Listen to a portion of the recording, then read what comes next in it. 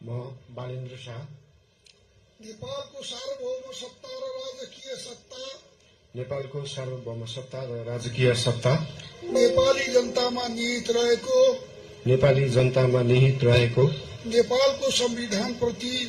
नेपालको संविधानप्रति पूर्ण वफादार रही सत्यनिष्ठापूर्वक प्रतिज्ञा गर्दै ईश्वरको देश र जनताको नाममा शपथ लिन्छु कि प्रधानमन्त्री पदको जिम्मेवारी प्रचलित कानूनको पालना गरी मुलुक र जनताको भलो चिताई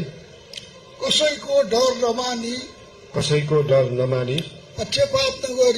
पक्षपात नगरी पूर्वाग्रह वा खराब भावना नलिई इमानदारीका साथ गर्नेछु र आफ्नो कर्तव्य पालनको सिलसिलामा आफूलाई जानकारीमा आएको कुरा म पदमा बहाल रहँदा वा नरहँदा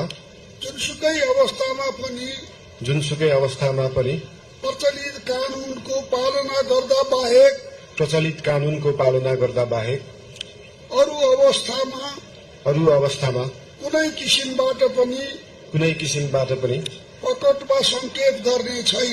प्रकट वा संकेत गर्ने छैन। धन्यवाद।